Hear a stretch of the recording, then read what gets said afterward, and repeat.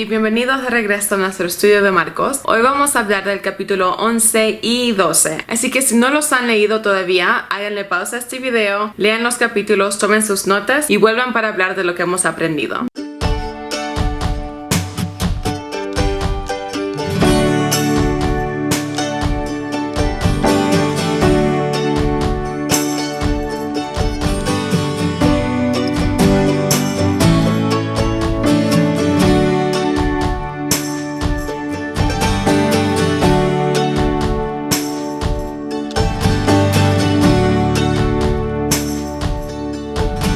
Capítulo 11. La primera cosa que me llamó la atención es cómo Jesús entró a Jerusalén en un burrito. Hice un pequeño estudio para entender la razón por la cual Jesús eligió un burrito y no un caballo. Y en todos los artículos que leía decían una de las tres cosas. Uno era para cumplir la profecía que se encuentra en Zacarías capítulo 9, versículo 9. La segunda razón por la cual Jesús eligió el burro es dicha de ser porque en ese entonces los líderes de las ciudades y de países entraban a una ciudad en caballo si estaban declarando guerra y entraban a una ciudad en burros y venían en paz. Jesús, obviamente, aunque estaba por hacer guerra espiritual, venía a encontrarse con la gente en paz. Y la tercera razón era porque el burro era el animal usado para transporte para la gente de baja clase, mientras los caballos eran usados por la gente de alta clase. Los dos siguientes puntos son cosas que me llamaron la atención, pero no voy a hablar muchos de ellos porque no siento que entiendo bien la decisión y el carácter de Jesús en estos dos momentos. El primer momento era cuando maldició la planta de higo por no tener fruto. Y la segunda situación es cuando Jesús entró al templo y cuando se enojó al ver que la gente estaba vendiendo mercadería y aprovechándose de los menos fortunados, botó las mesas, los echó y no dejaba que nadie entre al templo con mercadería. Así que yo siempre he entendido que hay ira justa y ira injusta, y sé que el enojarse no es un pecado. Es qué pasa cuando uno se enoja que se convierte en un pecado. Pero yo misma quiero estudiar este tema un poquito más para entenderlo mejor, para saber lo que yo creo y lo que yo pienso de estas dos situaciones antes de enseñarles a ustedes o de compartir con ustedes pensamientos con los cuales por ahí yo no esté 100% de acuerdo. Pero si ustedes entienden esos versículos mejor, o si quieren compartir conmigo lo que ustedes piensan de esas dos situaciones, déjenlo en un comentario abajo porque puedo ir aprendiendo de ustedes también. Mi tercer punto en este capítulo es donde dice que los jefes y los maestros de la ley lo temían a Jesús y por eso querían matarlo. Y un par de cosas sobresaltan de estos versículos. La primera es de que humanos solamente quieren dañar a otros cuando lo que estamos haciendo les está afectando su identidad o la identidad que llevan, o les está sacando el poder. Los maestros de la ley sabían que Jesús les estaba sacando el poder de controlar a la gente, el poder de enseñar cosas que no eran de Dios o que no eran bíblicas, y de miedo y de rabia buscaban de matar a Jesús. Mi cuarto punto es el versículo 24 al 26 y quiero leerlo con ustedes. Por eso les digo, crean que han recibido todo lo que están pidiendo en oración y lo obtendrán. Y cuando estén orando, si tienen algo contra alguien, perdónenlo, para que también su Padre que está en el cielo les perdone a ustedes sus pecados. Aquí Jesús está hablando otra vez del tener fe y el creer cuando estamos orando. Y la otra razón por la cual yo creo que Jesús menciona otra vez de perdonar a las personas que nos han herido o han hecho cosas contra nosotros, es porque si estamos esperando bendiciones de Dios, o si estamos tratando de caminar en nuestro llamado y seguir el camino que Jesús nos ha dado, es porque si tenemos parte de nuestro corazón y parte de nuestra atención pues el rencor que estamos sintiendo, si estamos esperando que cosas malas les pasen a otras personas, entonces estamos caminando en nuestra carne, no estamos caminando en el espíritu.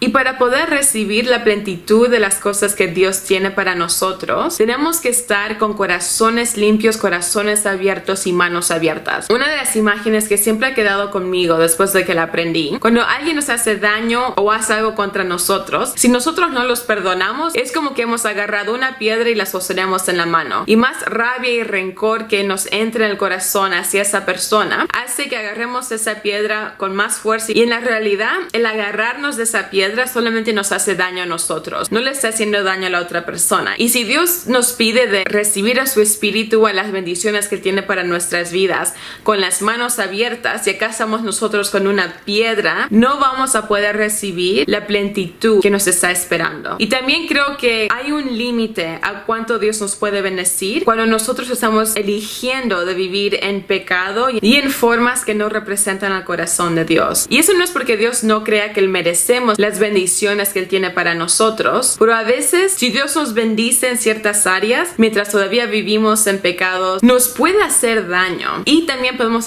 dañar a otras personas. Digamos que hay un pastor que tiene rabia contra un hermano. Cuando él está predicando y enseñándoles a otro, esa rabia despacito empieza a entrar en la prédica y él no se da cuenta, porque para él por ahí lo que está diciendo hace sentido, porque es algo que él siente en su corazón, pero la enseñanza que está dando no es completamente de Dios, porque él está dejando que ese pecado cambie sus palabras un poco, y eso puede causar daño o físico o espiritual a otras personas. Mi último punto para el capítulo 11 viene de donde Jesús estaba hablando con los jefes de los sacerdotes y los maestros de la ley. Se estaban haciendo preguntas para tratar de hacerlo caer en trampa. Dijo: si no me dan respuesta, yo tampoco les voy a responder, porque demostraban de que ellos no estaban ahí para aprender, no estaban ahí para tener una conversación, solamente estaban ahí para tratar de afectar el pensar a las personas que habían venido a escuchar a Jesús. Ahora, para el capítulo número 12, cuando se tratan de las herencias, si leemos el Viejo Testamento,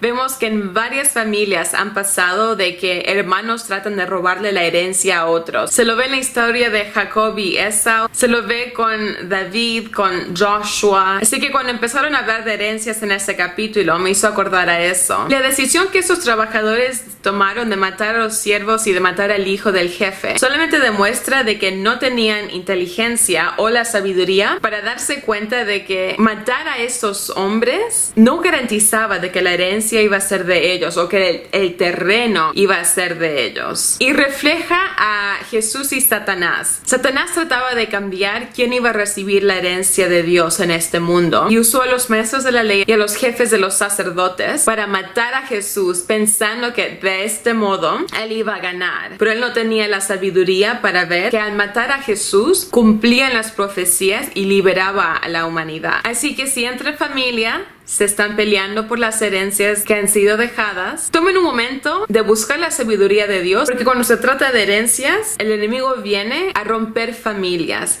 Esto es algo que yo veo mucho en mi línea de trabajo. Cuando fallece alguien en un hospital, las peleas que se ven cuando se trata de dinero y de herencias, honestamente es ridículo. Y me recuerda de que Satanás utiliza estas cosas para robarle a la gente de momentos preciosos y de gente importantes en sus vidas. Me gusta que ese capítulo también habló bastante de dinero. Decía que las cosas de César, que se devuelvan a César, las cosas de Dios a Dios. Como yo veo esto aplicado en mi vida, es con las tarifas que pagamos aquí en Canadá. Así que yo no tengo que pagar a doctores, yo no tengo que pagar para que me arreglen la calle al frente de mi casa. Eso lo hace el gobierno. Del dinero que yo gano, una parte va al gobierno para devolverles a ellos lo que es de ellos. Y la parte de lo que yo gano, que es la bendición que Dios me ha dado en mi vida con el trabajo que tengo, de ahí yo también tomo y le doy a Dios lo que es de Él. A muchos cristianos les molestan dar diezmos y honestamente no lo entiendo, porque actuamos como que somos nosotros que nos hemos bendecido a nosotros mismos. Y honestamente los trabajos que tenemos, el dinero que tenemos, ha sido dado por Dios. Así que el devolverle a Él una pequeña porción y tendría que ser un tema de discusión. Tendría que ser algo que nosotros aceptamos y hacemos con corazones alegres para darle gracias a Dios por todo lo que Él nos ha dado. También hablaba en este capítulo de que lo que importa no es cuánto dinero una persona dé, porque gente rica va a dar más dinero que una persona pobre, pero el dinero que dan por ahí no les afecta la vida, mientras a una persona que no tiene tanto dinero es un sacrificio más grande en sus vidas. El dar dinero a veces no es tanto de cuánto dinero es más de cuánto sacrificio estás dispuesto a hacer para agradecerle a Dios y poner a Dios primero en tu vida. Mi otro punto era como Jesús nos dijo de tener cuidado de los maestros de la ley que caminan en la carne, así que quieren atención, que necesitan sentarse en los mejores asientos, que necesitan que la gente los vea, los reconozca. Esas cosas no son el carácter de Jesús, son características de la carne. Cuando ustedes también estén buscando un pastor o un líder de iglesia, busquen que tengan las características de Jesús. Y mi último punto para el capítulo número 12 es donde habla de los 2 mandamientos más importantes. Hay personas que creen que estos 2 mandamientos significa que los 10 mandamientos de antes pueden ser olvidados, y la forma en la cual yo lo veo es que estos 2 mandamientos cubren los 10 mandamientos mandamientos. Si yo amo a mi prójimo como a mí mismo, no voy a estar celosa de ellos, no voy a tratar de matarlos, voy a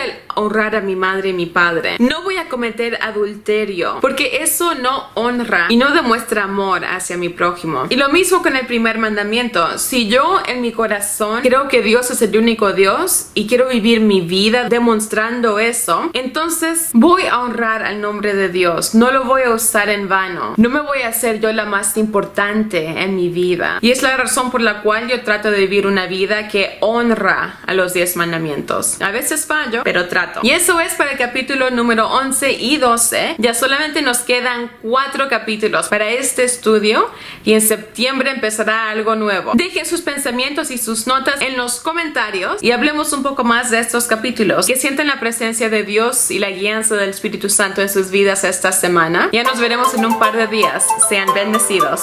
Chao.